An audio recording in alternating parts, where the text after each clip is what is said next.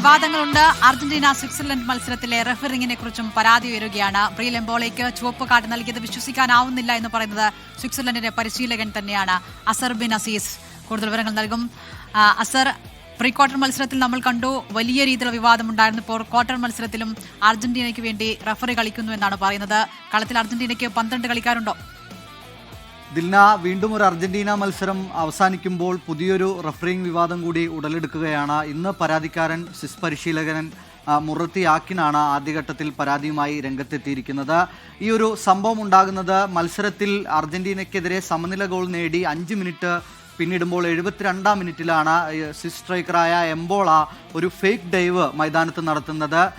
പാരഡൈസുമായി ബോളിന് വേണ്ടിയുള്ള ഒരു ബോൾ വീണ്ടെടുക്കാനുള്ള ഒരു ശ്രമത്തിനിടെ എംബോള ഒരു ഫേക്ക് ഡൈവ് നടത്തുകയായിരുന്നു. ഉടനെ തന്നെ റഫറി അതൊരു ഫൗൾ വിധിക്കുകയും ആദ്യഘട്ടത്തിൽ പാരഡൈസിന് മഞ്ഞക്കാർഡ് നൽകുകയും ചെയ്തു.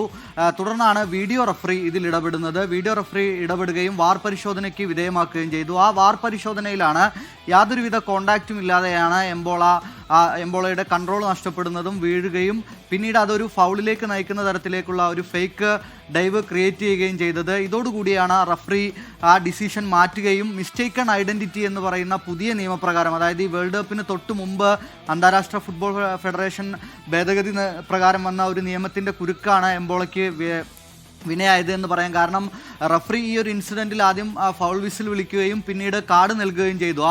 ആ കാർഡ് പിന്നീട് റദ്ദാക്കാൻ കഴിയില്ല, അത് ട്രാൻസ്ഫർ ചെയ്യാൻ മാത്രമേ കഴിയുകയുള്ളൂ. അങ്ങനെയാണ് വാർ പരിശോധനയ്ക്ക് ശേഷം എംബോളോ നടത്തിയത് ഒരു ഫേക്ക് ഡൈവാണെന്ന് കണ്ടെത്തുകയും അതിൻ്റെ അടിസ്ഥാനത്തിൽ പാരഡൈസിൽ നിന്ന് ആ യെല്ലോ കാർഡ് എംബോളയ്ക്ക് ട്രാൻസ്ഫർ ചെയ്ത് നൽകുകയും ചെയ്തത്.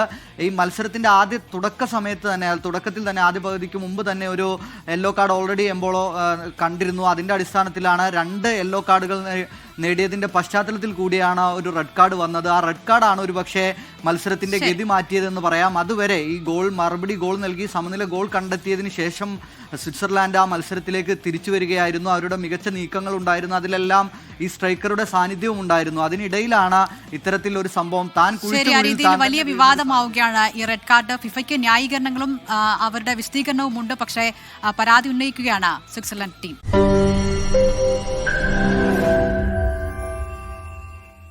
ലോകത്തെവിടെയായാലും ഏത് സമയത്തും 24 വാർത്തകളും ഓഗ്മെന്റഡ് റിയാലിറ്റി പാക്കേജുകളും എക്സ്പ്ലെയിനറുകളും വിശദമായി കാണാൻ ഞങ്ങളുടെ യൂട്യൂബ് ചാനൽ നിങ്ങൾക്ക് സബ്സ്ക്രൈബ് ചെയ്യാം.